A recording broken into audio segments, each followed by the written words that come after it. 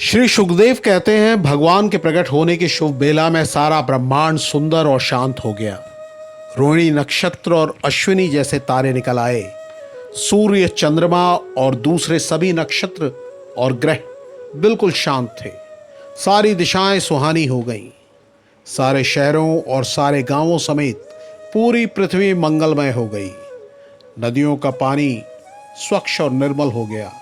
तालाबों में कमल खिल गए, फूल खिल उठे, उन पर मंडराते भंवरे और पेड़ों पर मौजूद कोयल गीत गाने लगी। सुगंधित और निर्मल हवा का स्पर्श सुखद लगने लगा। ब्राह्मणों ने वैदिक नियम के मुताबिक अग्नि जलाई। तेज हवा में भी उस आग की लौ स्थिर रही। अजन्मे भगवान विष्णु के प्रकट होने की घड़ी पास आई तो कंस जैसे राक्षसों के सताए साधुओं को शांति सी महसूस होने लगी। स्वर्ग में दुंदुभी बज उठी। किन्नर और गंधर्व शुभ गीत गाने लगे। अप्सराएं नाचने लगीं। देवता फूल बरसाने लगे। आसमान बादलों से घिर गया। बादल गरजते तो लगता मानो समुद्र की लहरों की आवाज हो।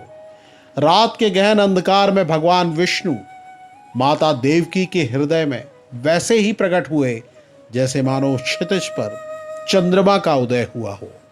वसुदेव जी ने उस नवजात शिशु को देखा जिनकी अद्भुत आंखें कमल जैसी थीं, जो अपने चारों हाथों में शंख, चक्र, गदा और पद्म धारण किए थे।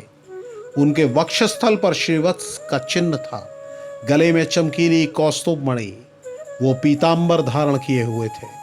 उनका शरीर श्याम घने बादल की तरह, उनके बिखरे बाल बड़े बड़े और उनका मुकुट और कुंडल असाधारण तौर पर चमक रहे थे।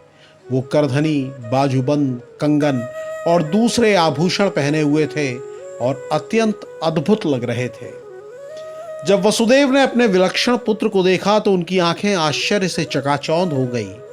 उन्होंने मन ही मन 10,000 गायें एकत्र की और उन्हें ब्राह्मणों को दान कर दिया।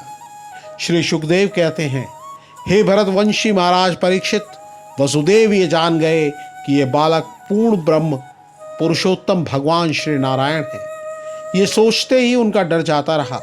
हाथ जोड़े, सिर नवाए और एकाग्र होकर वो उस बालक की स्तुति करने लगे।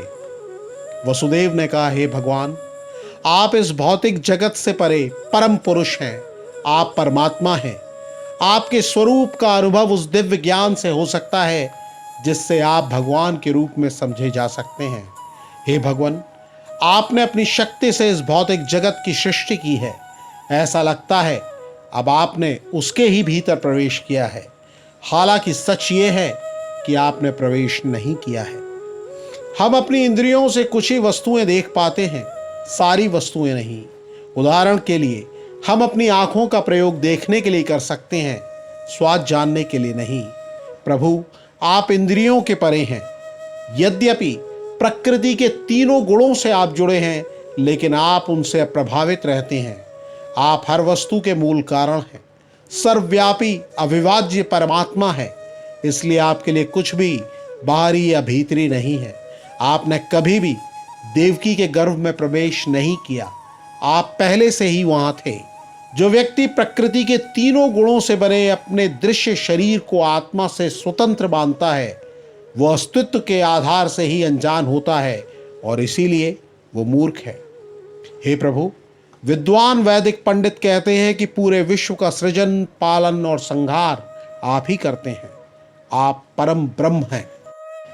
हे भगवान, आपका स्वरूप तीनों भौतिक गुणों से परे है, फिर भी तीनों लोकों के पालन के लिए आप सतोगुणी विष्णु का श्वेत रंग धारण करते हैं। सृजन के समय रजोगुण से आवृत होते हैं, तब आप लाल प्रतीत होते हैं और अंत में अज्ञान से आवृत संहार के समय आप श्याम प्रतीत होते हैं। हे परमेश्वर, हे समस्त सृष्टि के स्वामी, आप इस जगत की रक्षा करने की इच्छा से मेरे घर में प्रकट हुए हैं। हे प्रभु, ये भविष्यवाणी सुनकर कि आप हमारे घर में जन्म लेंगे और उसका वध करेंगे, इस असभ्य कंस ने आपके कई अग्रजों को मार डाला है। वो जैसे ही अपने सेना नायकों से सुनेगा कि आप प्रकट हुए हैं, वो आपको मारने के लिए हथियार समेत तुरंत यहाँ आ धमकेगा। श्री सुखदेव ने आगे कहा, अपने पुत्र में भगवान के सारे लक्षण देखकर कंस से डरी माँ देवकी प्रार्थना करने लगी।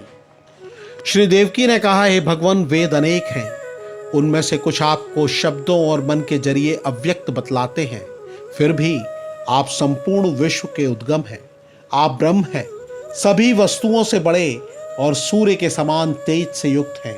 हे प्रभु, आपको समझ लेने पर मनुष्य सब कुछ धीरे धीरे समझ जाता है।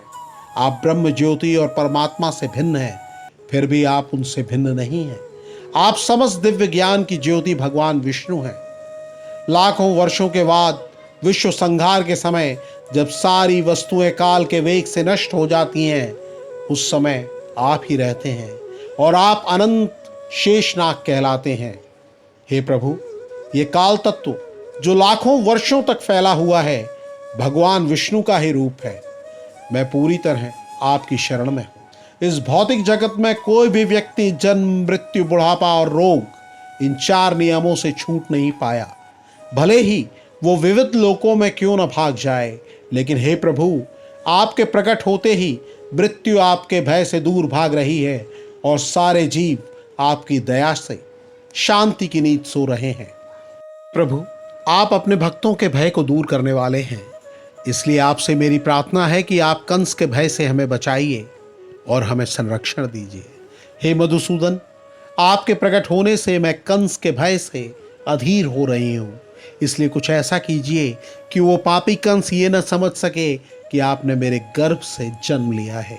हे प्रभु, आपका चतुर्भुज रूप इस जगत के लिए अपराकृत है, कृपया इसे समेट लीजिए। संहार के समय सारी सृष्टि आपके दिव्य शरीर में प्रवेश कर जाती है और वहीं ठहरी रहती है, लेकिन अब वही दिव्य रूप मेरे गर्भ से जन्म ले चुका है। लोग इस पर विश्वास नहीं करेंगे और मैं हंसी की पात्र बन जाऊंगी। श्री सुखदेव जी ने बताया कि इसके बाद श्री भगवान ने कहा, हे सती माता, आप अपने पूर्व जन्म में स्वयंभुव मनुकल्प में कृष्ण नाम से विख्यात थी और वसुदेव सुतपा नाम के अत्यंत पवित्र प्रजापति थे। जब भगवान ब्रह्मा ने तुम दोनों को संतान उत्पन्न करने का आदेश दिया तो तुम दोनों ने पहले अपनी इंद्रियों को वश में रखते हुए कठोर तपस्या की। हे माता पिता, तुम लोगों ने अलग अलग ऋतुओं के अनुसार वर्षा, तूफान, कड़ी धूप और कड़ाके की ठंड, सभी प्रकार की असुविधाएं सही। तुमने शरीर के भीतर वायु रोकने के लिए प्राणायाम करके और केवल हवा और वृक्षों से गिरे सूखे पत्ते खाकर अपने मन से सारे मैल को साफ कर दिया। इस तरह तुम लोगों ने शांत चित्त से मेरी पूजा की। तुम दोनों ने कठिन तपस्या करते हुए 12,000 दिव्य वर्ष बिता दिए। हे निष्पाप माता देवकी, उन 12,000 दिव्य वर्षों के बीत जाने पर मैं तुमसे अत्यंत प्रसन्न हुआ, इसलिए मैं कृष्ण रूप में प्रकट हुआ कि तुम मनवांक्षित वर मांगो। तब तुमने मेरे जैसा पुत्र पाने की इच्छा प्रकट की। देव माया के प्रभाव यानी दिव्य प्रेम से तुम लोग मुझे अपने पुत्र के रूप में प्राप्त करना चाह रहे थे, इसलिए तुम लोगों ने इस जगत से कभी मुक्त होना नहीं चाहा। मैंने तुम्हारी इच्छा पूरी कर दी और मैं प्रश्न गर्भ के रूप में उत्पन्न हुआ। अगले युग में तुम दोनों यानी माता आदिति और पिता कश्यप से पुनः प्रकट हुआ। मैं उपेंद्र नाम से विख्यात हुआ और बौना होने के कारण मैं वामन भी कहलाया। हे परम सती माता, अब तीसरी बार मैं तुम दोनों के पुत्र के रूप में प्रकट हुआ हूं, मेरे वचन को सत्य मानना।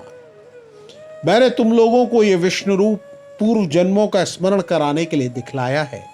अगर मैं सामान्य बालक की तरह प्रकट होता तो तुम लोगों को विश्वास न हो पाता कि भगवान विष्णु सचमुच प्रकट हुए हैं। तुम पति पत्नी निरंतर अपने पुत्र के रूप में मेरा चिंतन करते हो, किंतु तुम ये जानते रहते हो कि मैं भगवान हूं। लगातार मेरा चिंतन करते हुए तुम लोग सर्वोच्च सिद्धि को प्राप्त करोगे, अर्थात भगवत धाम वापस जाओगे। श्री सुखदेव जी ने आगे कहा, अपने माता पिता को उपदेश देने के बाद भगवान कृष्ण मौन रहे। फिर अपनी शक्ति से उन्होंने अपने आप को एक छोटे शिशु के रूप में बदल लिया। भगवान की प्रेरणा से जब वसुदेव नवजात शिशु को गर्भगृह से ले जाने वाले थे, उसी क्षण भगवान की आध्यात्मिक शक्ति योगमाया ने महाराज नंद की पत्नी यशोदा की पुत्री के रूप में जन्म लिया।